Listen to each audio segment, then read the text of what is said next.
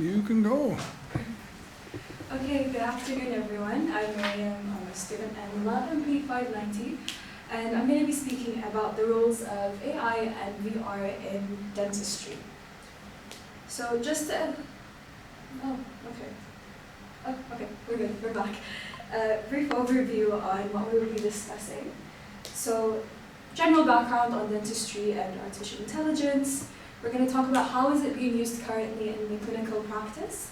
How can we use virtual reality and augmented reality in the clinic, as well as challenges, future directions, and we'll have a 10-minute Q&A and discussion period at the end. To start off, just out of curiosity, how many of you dislike going to the dentist or might have a bit of fear or anxiety, try to avoid your appointments? Okay, everyone. Okay, that's usually the consensus. So, despite our feelings about going to the dentist, it's actually really important to our health. And it has a bigger impact than we may realize or want to admit. From allowing us to speak and articulate our vowels properly, to creating memories and having confidence in our smile and laughter, consuming food, ensuring that we eat with ease and have a nutritious diet with a variety of foods. And finally, it's also a gateway into our internal health. So poor oral health can lead to diabetes, respiratory ailments, cardiovascular disease, and so many more. And for these reasons, dental care has been an ancient practice, stemming from, ancient Egypt all the way through the Renaissance. And throughout history, the advancements in technology to practice dentistry has changed. So we have on the bottom left here, this is an orthodonture machine in 1957. Today we have Invisalign, completely clear, seamless, and those are two things that do the exact same. I actually couldn't find an explanation for the top pictures in the corner, but I thought they looked really funny. So it made me reflect on what are we doing today that might be quite funny in the future. And in the center there, that's called the key of screams from the 1800s, and they used to twist your tooth to get it out at the barbers, and that would lead to a lot of broken jaws, other teeth flying out. So luckily we don't use that anymore, but it does make you think, what experiences do we have today that are a thing of the past? Is this image something that will only exist in history books? So those examples made me think, how do I think this might change? And based on your experiences, I'd like you to think throughout the presentation, for those of you who do feel uncomfortable at the dental clinic, what do you think could improve your experience? How can we make it better? Is that more technology or less technology? Some ideas I came up with is having complete AGI diagnosis and prognosis, so the dentist no longer needs to know what the issues are because we have computers that does it for us and even better than us. Perhaps the dental anxiety of entering the clinic, the noises, the smells are not an experience you have to go through anymore. With telehealth medicine and portable devices, perhaps care will be accessible from the comfort of your home. Maybe even our hands are no longer necessary in a dental practice. So maybe robotic drills are more efficient than we are, and the process for complex procedures is completely automatic. I know a few of you may be skeptical of that and be thinking, what about the compassionate and empathetic component, which I hope most dentists do practice. Well, what if VR and robots are more compassionate and can tailor to your needs better than a human can? So these are just a few ideas, and it might seem like a reach, but the reality is that AI is already being used in the dental clinic every day. We all have different ideas of what AI is, and I'd love to discuss and debate what is intelligence, what is consciousness, but due to time constraints, I'm going to focus more on machine learning and deep learning, which are subsets in artificial intelligence, but I'm happy to open up that discussion in the Q&A period. So just a brief on how does it really work, how is it being used? Well, we can take an image such as this X-ray, for example, and classify the disease, detect it, do treatment planning, prognosis, all through computerized systems. This exists today. How does it work? It uses a series of what we call neural networks. So neural networks are trained by computer engineers using a massive amount of data. And the more data we have, the more precise it is. The way it works is not that different from a human brain. So imagine wanting to teach a child the difference between dogs and cats. We simply tell it these are dogs, these are cats, and through experience it learns. It's not that different in computation. So we label each of these images, and then based on the size of the ears or the color of the pictures, it can identify what it is. What is different to humans is that it kind of uses probabilities. So while most of us can recognize that this is a picture of a mouthwash, the computer doesn't really do that. It's not as intelligent as we think. It takes segments of it and then assigns a random probability. These randomized probabilities account for any errors that may appear. It then corrects itself using the neural networks over and over again until it can assign a probability or prediction to say that this is mouthwash and it's not bleach or tooth. And again, this is based on what's the best answer. So most of us wouldn't think this mouthwash is an example of a tooth, but the AI might actually make that mistake. And this can expand beyond just identifying mouthwash. We can classify bone fractures, dental caries, which is a technical term for tooth decay, and many more. The input can go from voice data to patient history. The possibilities are really endless. So machine learning is an example of AI. What is being more and more used is deep learning. Deep learning is basically those neural networks that are used in machine learning, overlaid on top of each other in a nonlinear fashion, which kind of mimics the brain more accurately because we don't think in a linear way. So an example of this recently that has been quite successful was conducted at Yonsei University in South Korea.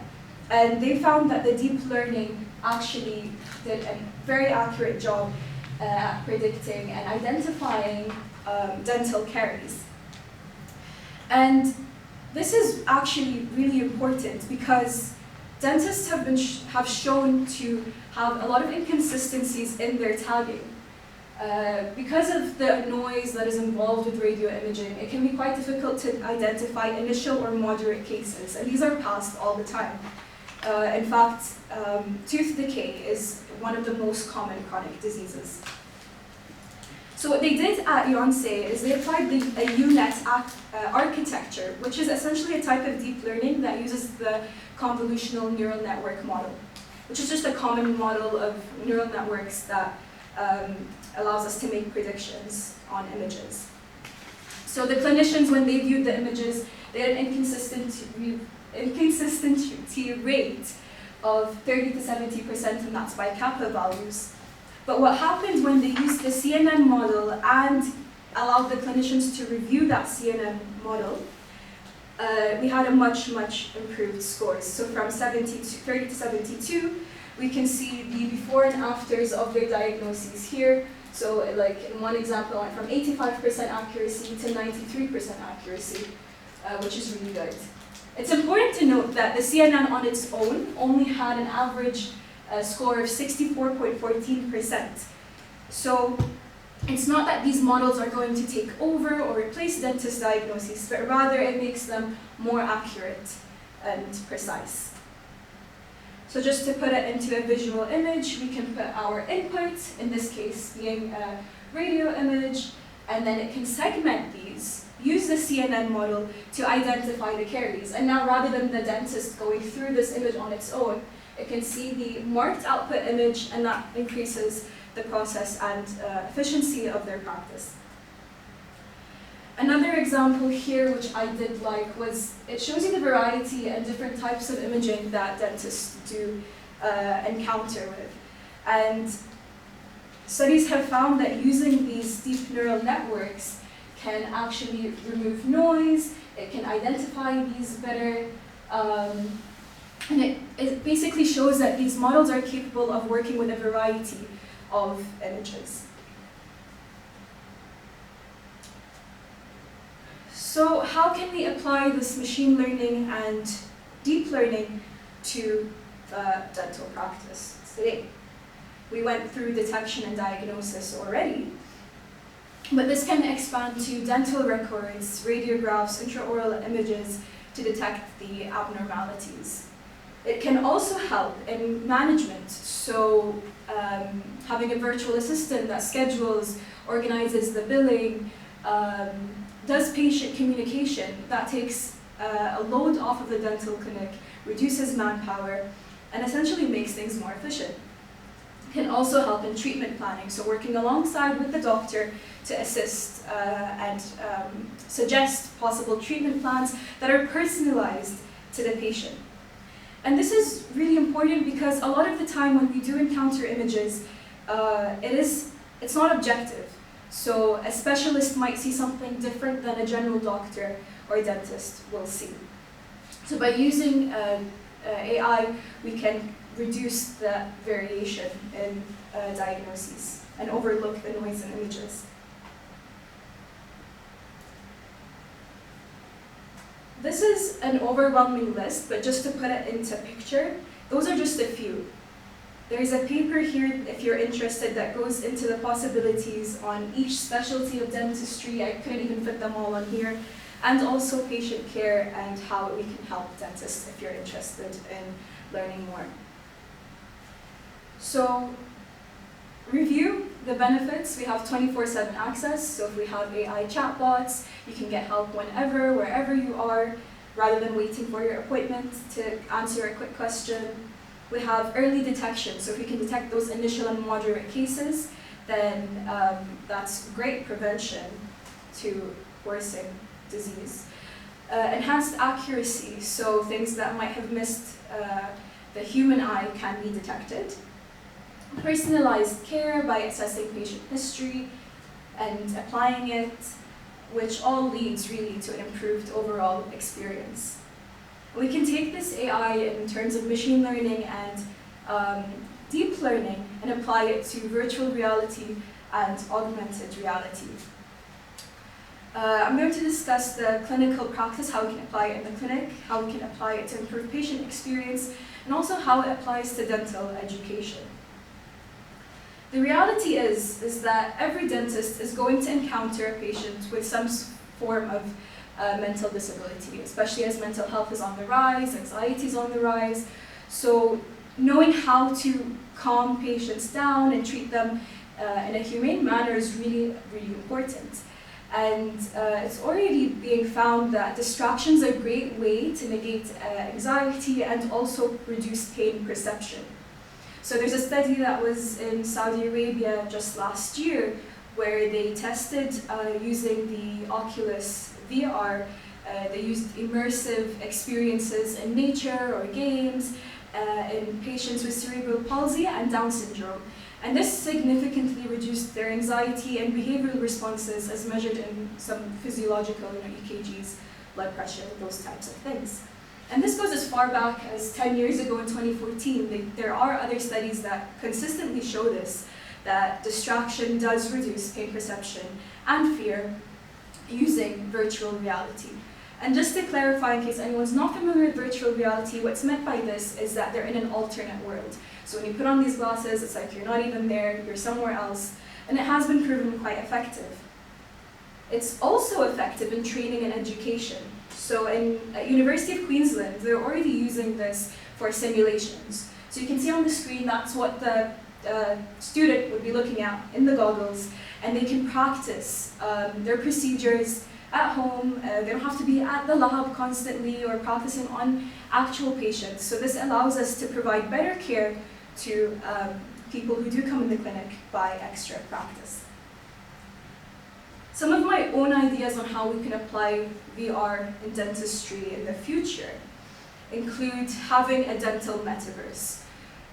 So in the metaverse, we can have patients and doctors interacting with each other, doing consultations in real time. So you're in an alternate environment with other people, but in real time. And this allows us to discuss concerns.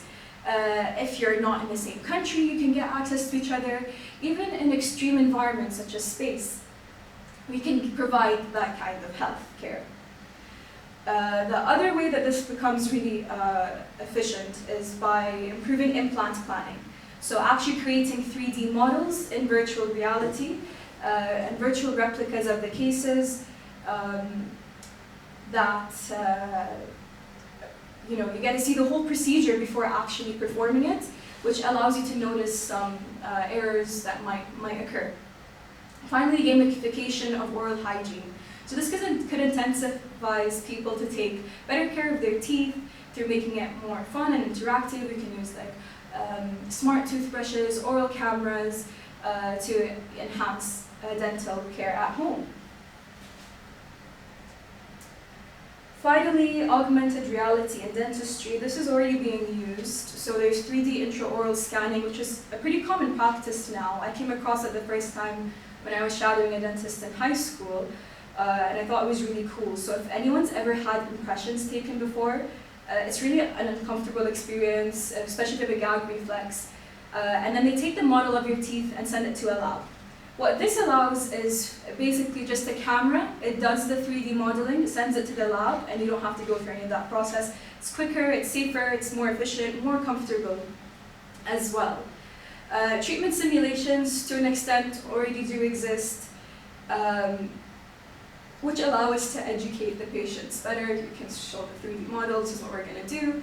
Invisalign's a great example, so it's like a braces method, and they can show week by week how your teeth are going to move, and that's using AR. This is just an example. So AR is like a type of mixed reality, I would say. So it's unlike VR, you're not in a completely different environment. Instead, it allows overlays on the current environment you're in. So how we can apply this, I think this would be a great way to improve the Hollywood smile or veneers. So in aesthetic dentistry, we can use facial detection. So we can complement this with AI, which detects the facial features and personalizes the smile that best suits the patient.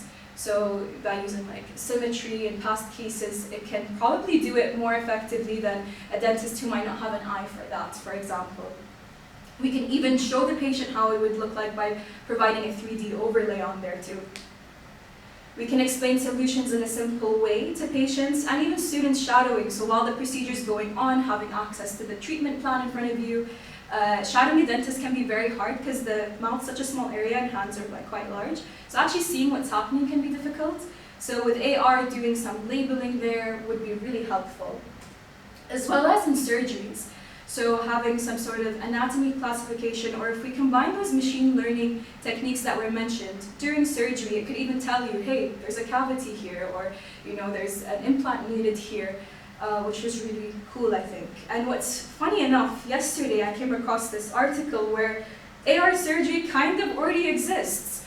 With Apple Vision Pro, more and more surgeons are using it in practice. So this was just this month, a scrub nurse in the UK in London, who he had never worked with before. I have the quotation here. The surgeon said it was like working with someone with 10 years of experience. So during the surgery, it kind of told her the layout, which instruments to use, and this reduces errors, makes things quicker, and really that kind of means that anyone could assist on the surgery in the future. You don't need as much training if you have the Vision Pro on. So some challenges with this, of course, as of now. Everyone's main concern, the privacy regulations. So we don't have the regulatory frameworks as of now to control it. So that's a step forward. I think clinicians, policymakers, people in the tech industry need to come together to make sure that we can apply this safely. Also, algorithm bias is an issue. So as we discussed, machine learning, deep learning is only as effective as the data that we provide it with. So we have data from multiple ethnicities. So if we only provide it with one ethnicity, then it's not going to be as effective for everyone because it's not as familiar with that data. So that is also a problem there. We have some society problems that in society wouldn't apply in this. So who is this going to be available to? Is it going to be available to everyone? That is one concern, is it going to be controlled by the government or corporations? And also having the public trust. Not everyone is comfortable with computer detection yet and the accuracy of that. And finally, the technology still does need to improve, so having VRs, ARs, they're still quite bulky, they're a bit huge, they might get in the way, battery power is not that great. The lack